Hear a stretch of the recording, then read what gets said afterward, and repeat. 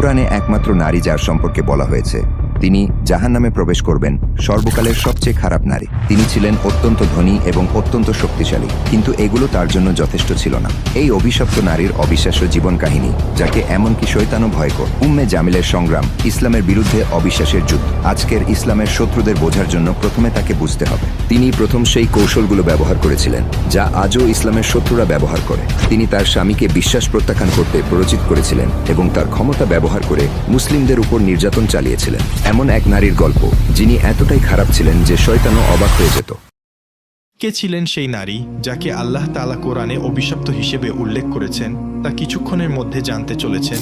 তাই আমাদের সাথেই থাকুন এবং শুনতে থাকুন সেই চাঞ্চল্যকর কাহিনী যা আপনার হৃদয়কে নাড়িয়ে দিবে। উম্মে জামিল জন্মেছিলেন কুরাইশ গোত্রে, মক্কার সবচেয়ে শক্তিশালী গোত্রগুলোর একটি। তার পিতা হাব্ব ইবনে উমাইয়া ছিলেন মক্কার সম্মানিত নেতাদের একজন। এমন পরিবারে জন্ম নিয়ে তিনি বড় হয়েছিলেন প্রাচুর্য আর মর্যাদার মাঝে। কিন্তু এই উচ্চ মর্যাদা তার অন্তরকে ভালো করেনি।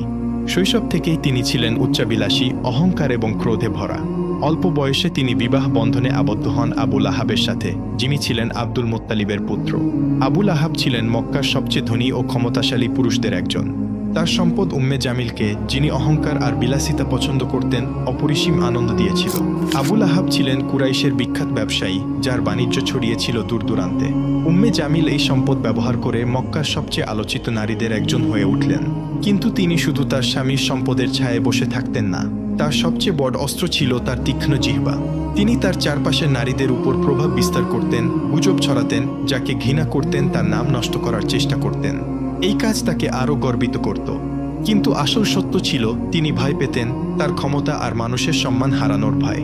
মক্কায় যখন মানুষ বাণিজ্যে ব্যস্ত থাকত, কেউ কেউ তাদের গোত্রের সম্মান রক্ষায় মগ্ন থাকত। কিন্তু উম্মে জামিল ছিলেন তার গোত্র আর স্বামীর মর্যাদা ধরে রাখার জন্য আচ্ছন্ন।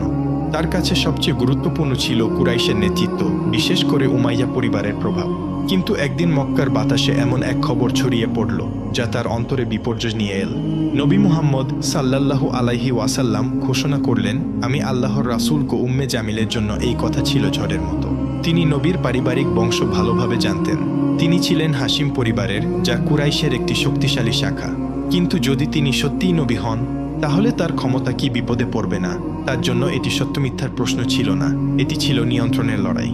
যদি ইসলাম মক্কায় ছড়িয়ে পড়ে, কুরাইশের শাসন ভেঙে যাবে আর তার গর্বের জগৎ ধুলায় মিশে যাবে। তাই তিনি ইসলামের বিরুদ্ধে লড়াইয়ে নেমে পড়লেন প্রথম নারীদের একজন হিসেবে। তার স্বামী আবুল আহাব ইতিমধ্যেই নবীর বিরোধিতা শুরু করেছিলেন, কিন্তু উম্মে জামিল এই ঘৃণাকে আরও তীব্র করলেন। তিনি শুধু ইসলামের বিরুদ্ধে দাঁড়ালেন না, তিনি এটি ধ্বংস করার জন্য সবকিছু করলেন।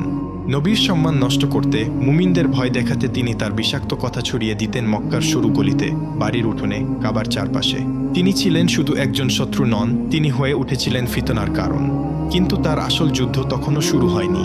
উম্মে জামিলের জন্য ইসলাম ছিল শুধু একটি বিশ্বাস নয়, এটি ছিল তার জীবনের জন্য গুরুতর বিপদ।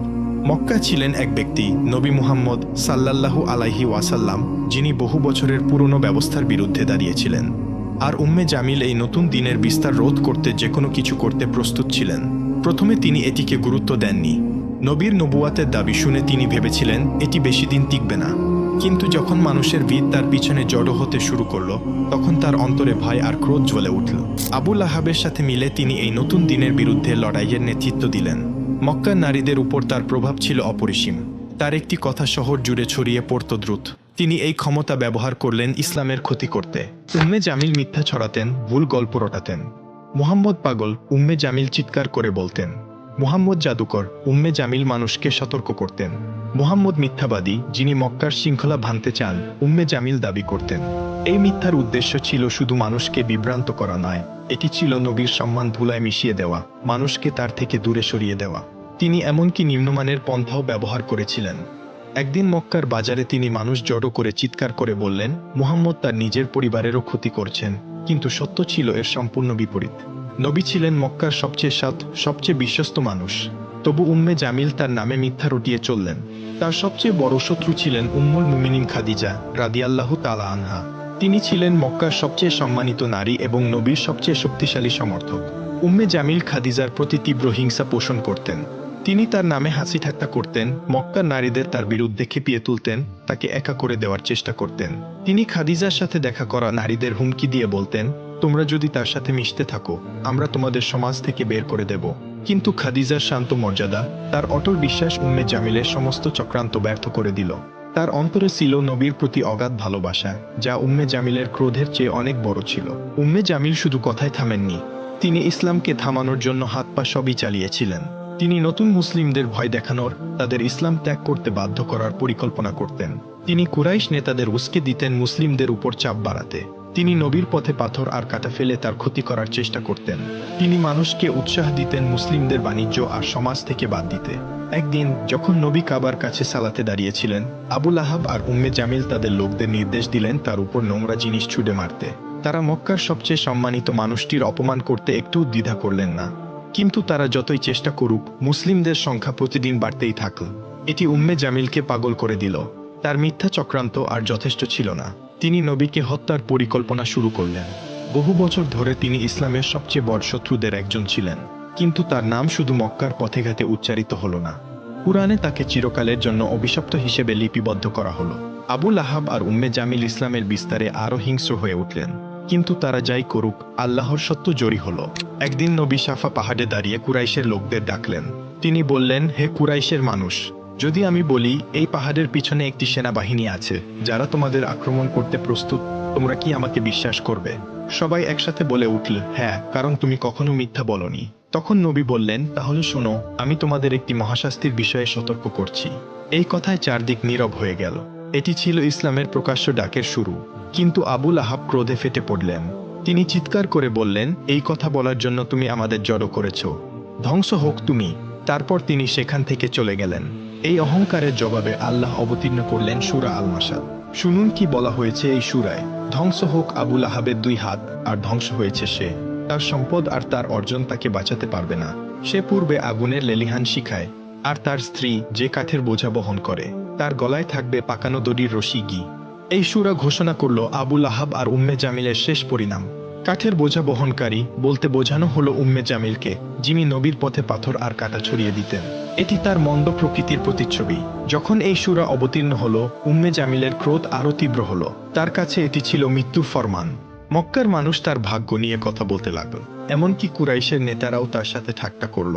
একদিন তিনি ক্রোধে ফুঁসতে ফুঁসতে একটি বড় পাথর হাতে নিয়ে মসজিদুল হারামে গেলেন। তিনি নবীকে হত্যা করতে চাইলেন। তিনি ভেবেছিলেন নবী সেখানে বসে আছেন। আবু বকর রাদিয়াল্লাহু তাআলা আনহু তার পাশে ছিলেন। কিন্তু আল্লাহর ইচ্ছায় উম্মে জামিল নবীকে দেখতে পেলেন না, যদিও তিনি ঠিক সেখানেই ছিলেন। তিনি আবু বকরের দিকে তাকিয়ে চিৎকার করে বললেন, তোমার বন্ধু কোথায়? আমি তাকে শেষ করতে এসেছি। সে তার জাদু আর মিথ্যা দিয়ে আমাদের একে অপরের বিরুদ্ধে করেছে। আবু বকর শান্তভাবে তার দিকে তাকালেন। আল্লাহ নবীকে তার চোখের সামনে অদৃশ্য করে দিয়েছিলেন। উম্মে জামিল ক্রোধে পাথর ফেলে দিয়ে চলে গেলেন। তিনি জানতেন সূরা মাসাদ তার শেষ ঘোষণা করেছে, কিন্তু তার ক্রোধ আল্লাহর বিচার বদলাতে পারল না। সূরা মাসাদের অবতীর্ণ হওয়া আবু লাহাব আর উম্মে জামিলের জন্য বিপর্যয় ছিল। তারা ইসলামের উত্থান থামানোর জন্য সব চেষ্টা করেছিল। আবু লাহাব মুসলিমদের বিরুদ্ধে সামাজিক ও অর্থনৈতিক বয়কটের নেতৃত্ব দিয়েছিলেন। এই কঠোর বয়কট 3 বছর ধরে মুসলিমদের কষ্টে ডুবিয়ে রেখেছিল। কিন্তু তারা ইসলামের আলো নিভিয়ে দিতে পারলেন না। তাদের নিষ্ঠুরতা তাদের নিজেদের ধ্বংসের পথে নিয়ে গেল। আবু লাহাবের শেষ এলো নির্মমভাবে। মক্কায় একটি মারাত্মক রোগ ছড়িয়ে পড়ল। আবু লাহাব সেই রোগে আক্রান্ত হলেন। তার শরীর এতটাই ভয়াবহ হয়ে গেল যে কেউ তার কাছে যেতে সাহস করল না। এমনকি কুরাইশের লোকেরাও তাকে ত্যাগ করল। তিনি একা মারা গেলেন, ব্যথায় কাতরাতে কাতরাতে। উম্মে জামিল, যিনি বছরের পর বছর তার স্বামীকে সমর্থন করেছিলেন, তিনিও তাকে পরিত্যাগ করলেন। তার মৃতদেহ পড়ে রইল মাটিতে। কেউ তাকে দাফন করতে এগিয়ে এলো না। শেষে কিছু লোককে অর্থ দিয়ে তার দেহ একটি গর্তে ফেলে পাথর দিয়ে ঢেকে দেওয়া হলো। তার সম্পদ, তার মর্যাদা, তার গর্ব সব ধুলায় মিশে গেল। আবু লাহাবের মৃত্যুর পর উম্মে জামিল একা পড়ে গেলেন। যে নারী একসময় মক্কার রানী ছিলেন, তিনি হয়ে গেলেন দুর্বল, অসহায়। মক্কার মানুষ ফিসফিস করে বলতে লাগল, সূরা মাসাদের অভিশাপ তার উপর পড়েছে, কি তবু তিনি থামলেন না। তিনি মুসলিমদের বিরুদ্ধে ঘৃণা ছড়াতে থাকলেন। কিন্তু সময়ের সাথে তিনিও দুর্বল হয়ে পড়লেন। তার শেষও এলো নির্মমভাবে।